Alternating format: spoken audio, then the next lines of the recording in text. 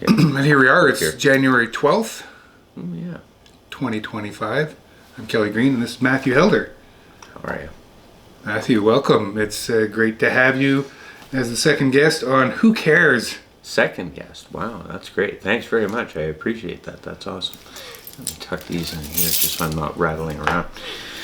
So who cares? So I just propped this on you a little bit ago. You'd come over to supply us with a beautiful new light array. We've got some accents going on, and yeah, hopefully things are actually improving as far as visually goes. You know, go back to our AV days.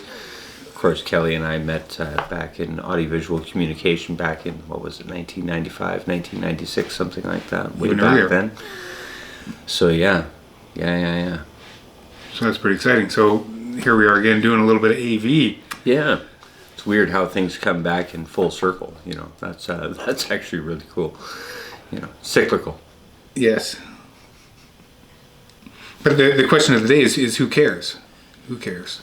You're the who. Yes. And what I'm curious about, because when I proposed this to you 15, 20 minutes ago, you're like, yeah, I care. I go, I know, that's why it'd be great to have you. So what I'm curious about with my friends and the different people that are in my life is why do you care, and what is it that makes you care, and what do you care about anyway? Right now, I guess it's actually a lot of just more so on personal self-development, and then also how that personal self-development ends up benefiting other people. You know what I mean? By me experiencing my own journey through to some point of enlightenment, you know, about either insights into personal experiences about work, or about complaining, or about you know, the little things about, you know, making a contribution, or, you know, like being given opportunities, and whether or not we actually complain about, you know, the opportunities that we're being given, or whether or not we just work to actually achieve those opportunities. You know, it's all about the perspective that we actually have. So We've always struck me as someone has been helpful by nature. I remember back, you said we went to college together, so this is more than 30 years ago. And you're always right in there, like, yeah, I totally want to help with anything that's going on, and how can we be involved? And we worked on a lot of projects collaboratively because of that. Yeah. But even in your professional life, I see, and I've had an opportunity to work with you just recently. You seem genuinely caring to your coworkers and other people that you're working with, and that you're not just there to do a job, but you kind of care about what's happening in the bigger picture. That's true, but it might also be because, you know, I haven't necessarily got my own family. You know what I mean? And it might just be that I'm more externalizing that onto my friends and associates. You know, because I'm actually absent of that in my personal home life. You know what I mean? And just basically externalizing that sort of paternal figure, I guess, as to other people, anybody that'll listen. And to some degree, you know, I've also said that externalizing those internal vocalizations that are going through in your head, whether it's something that you're actually using as a routine for how to actually do something, or bits of advice, it's more the internal voice speaking and communicating with you, the external being, and trying to convince the external being that that's the way that it should be.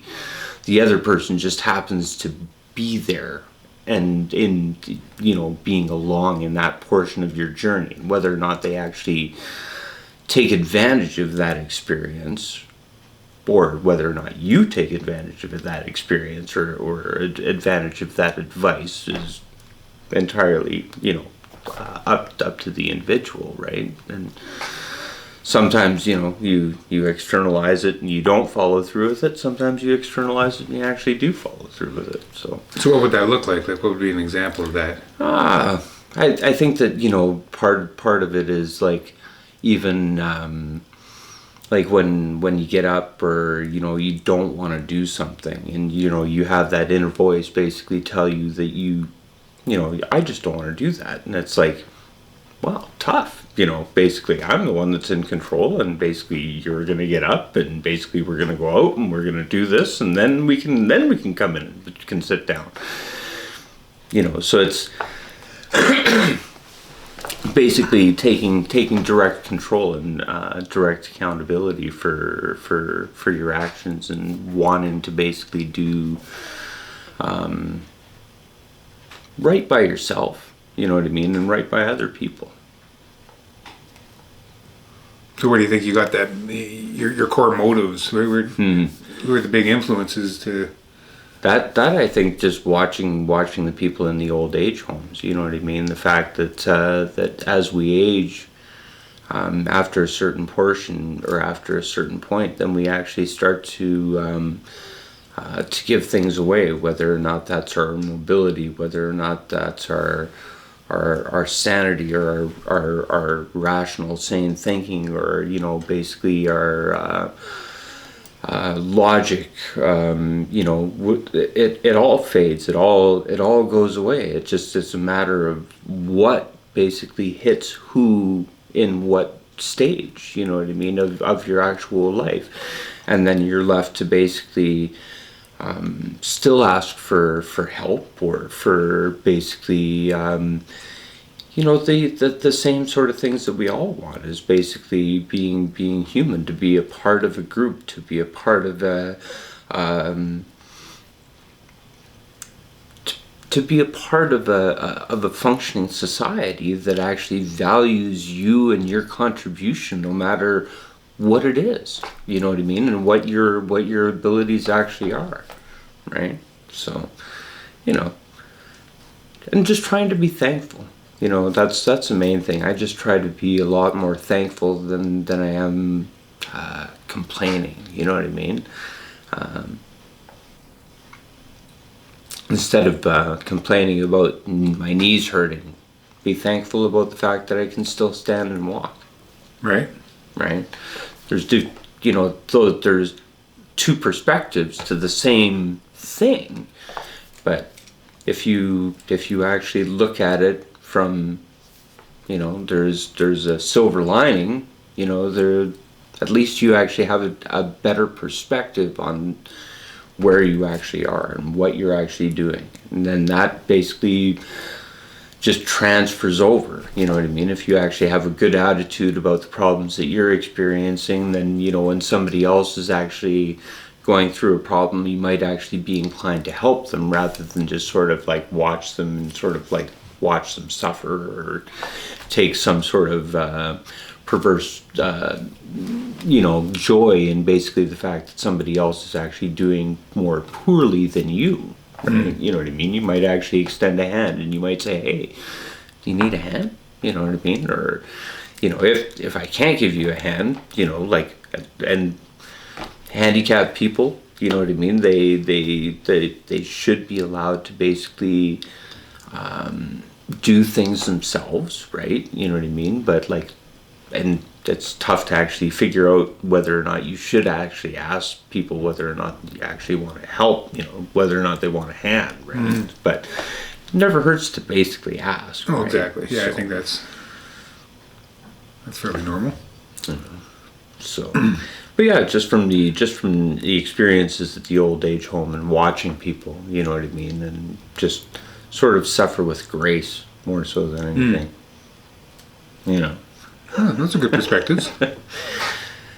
Not exactly the best thing, I suppose, like suffering, but at least you're graceful about it. So what you're saying, basically, it's coming for everybody. Yeah, I'm thinking, oh man, I'm getting way older than I was when I first met you, that's for sure. Mm-hmm. So what kind of fun projects do you have going outside of work? Like, what would be an example of something where you've gone out of your way to give somebody a hand lately? Besides myself, because you're always coming over and helping. Outside of work? a lot of your stuff is kind of work related anyways. Yeah, in your field. Yeah. Well, then again, like when I went to the Metallica concert this past summer, right? I was thinking of a buddy of mine, basically that wasn't able to go in Canmore, so I actually picked him up a shirt and brought it to him for a Christmas present. But that's not necessarily going out of my way to help somebody per se, but still he was happy with that. That was cool. A nice thoughtful thing to do, anyways. Yeah, no, I can't think of anything specific, but like putting the handicap walker back together again, finding the nut and the bolt basically in order to put things back together again for her, that type of stuff, just small things that are outside of the normal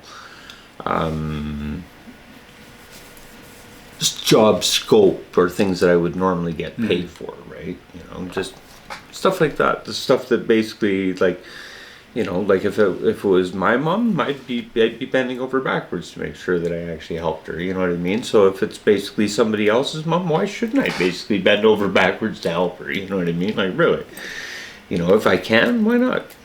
Now you spend quite a lot of time working on other ideas, like bigger ideas that are not just person specific, but some like things that are kind of effective across society. True, and one of the things definitely is the homeless crisis for sure, right? The struggle that so many people in Edmonton and surrounding communities are actually having. I think I was reading a story about the number of people that are actually not housed in Edmonton, and there's like 5,000 of them or something like that are actually either just couch surfing or basically sleeping rough. And I was, thinking about ways in order to be able to provide supports for people like that, right? I've been asked several times as to why all of the people actually congregate downtown, or around basically my area, and a lot of it is because those supports are actually down there.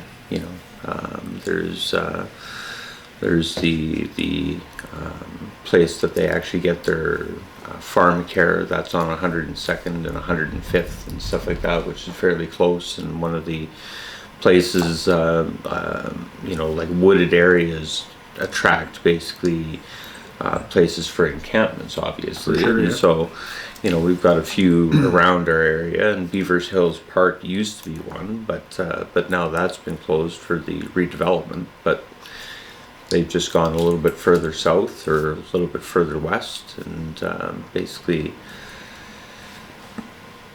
it provides challenges, but also I think that we've got to do better in order to be able to support them, right?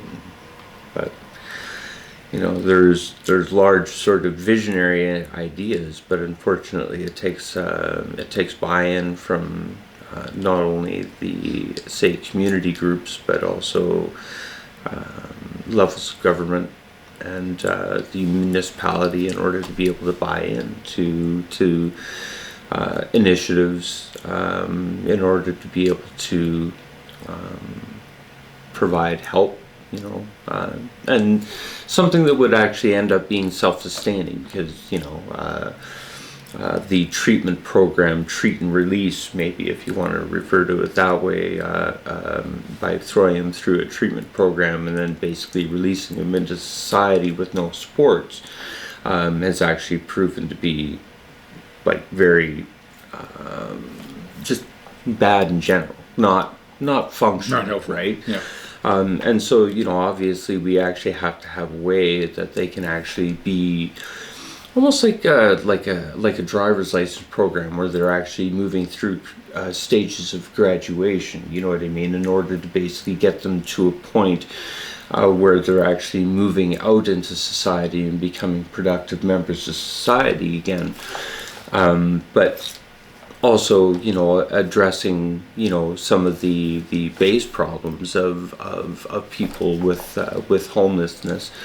And one of the largest things that I can think of just off the top of my head, is basically having a place to actually put possessions.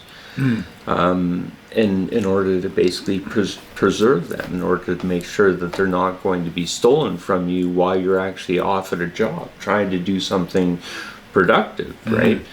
But also I want to make sure that like any place that we're actually providing to store things is not actually being provided as a home for stolen goods either, right? So and that's where I think that all of the levels of government have to buy in, in order to be able to provide the resources. If like one group basically provides like the space, another group basically has to provide some of the educational resources. Some of them have to provide some of the oversight or bylaw, basically sort of enforcement administering elements, right? You know what I mean? Or criminal justice or what have you. But so that's certainly one aspect that not a lot of people think about. It doesn't really get mentioned a whole bunch, right? But it is definitely a need, and that's part of the reason why people are more comfortable with an encampment, because you can have a place to have your stuff, and it's easier to sort of trade off, and you can have a little bit of a community and people looking after each other. But if you're just depending on a shelter and you got to carry everything you have on your back around with you every day, all day long, it's impossible to have any kind of opportunity to move forward. Like, what do you go for a job interview with a couple of bags on your back and exactly, and blanket? Like I've seen the wide range of it too. You know what I mean? From people that are just basically becoming homeless to people that are actually, like fully engaged in just basically dumpster diving in order to basically survive. And it's like, you don't want to basically turn your nose up at basically any sort of existence, but boy, man, some of those ones are actually really, really hard times. You know what I mean? Like, and I'm not enviable. No doubt. Right. So, but if you look at it from the perspective of like, okay, so we actually have a group of people that are actually not beyond basically getting dirty, or basically are not beyond basically taking advantage of the opportunities that they're basically being given. One of the things that I was thinking about was the bio waste, right? From waste to power, right? And that's one of the things that I actually was thinking about, is sort of, to provide a funding model, right? Because like bio waste being one of the bio waste being one of the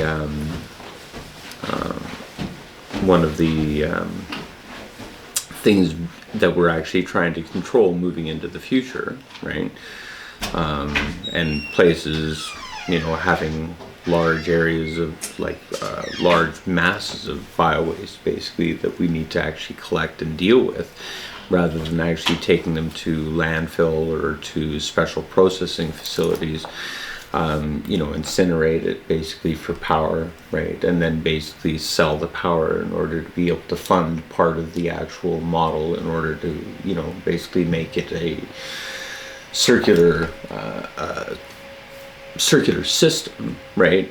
Because they become some of the actual employees, the base employees of the business. If they're already doing the dumpster diving anyway, they're already comfortable in sorting waste, right? So basically, then you've got them in sorting. You're doing your primary sorting of waste, right? You've got them, properly oriented. You have them, give them, proper safety, things that they haven't had before, right? They're not actually having to climb into bins in order to be unsafe. You know what I mean? They're just basically ripping open bags and sorting waste, right, for what basically can actually be bio waste, what can actually be classical garbage. I think they do that though already. To who's the homeless? You mean? No, like the city. Like I don't think so. Garbage, like it goes... Not out of the, like, so now when the they just gave us our bins basically downtown, right, for our your green collection. bins? Yeah. And so now they've got like a different waste stream, so we're probably going to have to shut down our garbage chute and stuff like that, and get people to basically bring everything down in order to make sure that it's actually sorted properly, right? And so that's going to become a larger problem moving forward, is basically ensuring that waste streams are not corrupted, because if you're actually corrupting cardboard, right? Like if you put, like two empty pizza boxes with like dried pizza stuff on them into basically a thing with like a ton of cardboard, that spoils the entire ton of cardboard, and that entire ton of cardboard now actually has to go to the dump. It can't actually be recycled, and then that's a huge waste, right? So if we've got people that are actually doing primary sorting, ensuring that the waste that we're actually sending to recycle for, say, for cardboard recycling is actually clean, and anything that's actually been spoiled is going into biorecycling, right, rather than into the dump. That way it's actually being kept out of the dump, basically producing something positive out of it. And they're also basically doing other things to actually keep the waste stream better, you know what I mean, like more efficient in the recycling sort of thing. And as people are actually working their way through that, I see them actually working their way up through positions basically within that system, right? And also working alongside of them are either their counselors, right, or people that are actually there as like counselors or care workers, in order to encourage them, make sure that they don't actually have emotional breakdowns or what have you, or when they actually do have those emotional breakdowns, they're there in order to be able to provide them the proper supports, right? Perfect world, I can see that, but it sounds pretty labor intensive for least amount of returns. Like it would require a lot of subsidy, and governments are they're shy about that. True, but when you think about it though, right now, the waste stream that you're actually dumping, right, all three of them are costing these places money, right? So no matter what we're doing, say whether or not we exist or not, you still have say a high rise like mine having to pay for cardboard collection, waste collection, and biosolid collection, right? And so if we were to actually have a biosolids facility that was collecting it, right, for a little bit less than basically what they're collecting it from the city, we'll grab all of your bio waste. Basically, it'll only be X number of dollars. We'll take it all, right? So now we've got revenue coming in on that side, right? Now we're taking that, we're burning it, basically, and we're producing power. We actually are selling that to another market, basically. So we're actually making money twice off of the same stream, right? In order to try to basically get some of it back. And also, from a humanitarian standpoint, this is, like a fairly decent initiative and should deserve some government support. I would suggest that from some level, somebody would go, that sounds like a decent idea. You know what I mean? From a humanitarian standpoint, I think that that's positive, right? And so if you get one level of government to even buy in, right? And then I know the people that actually run that drugstore, the one where they actually get all of their medications filled and stuff like that, right? And if I could get them to actually put in, like a drugstore, like in that facility, right? In that facility, have it, backside basically where they actually get theirs, front basically where they can actually still get profit off of the street, basically street vendor, whole 9 yards, right? It would be a win-win situation again. Trying to find a way in which there's actually, everybody is ending up in a winning position, basically, not a win-lose position, right? There's got to be a way. There has to be a different way of thinking about this. Yeah. There really does. And you spend a considerable amount of time thinking about these things and burn out a few resistors. Yeah. Ruminating and yeah. I gotta. You know. Well, then again, you know, I guess it's probably as related to the fact that, you know, probably going to make some of us homeless. You know, we probably have some of our ex-residents living out in our backyard anyway.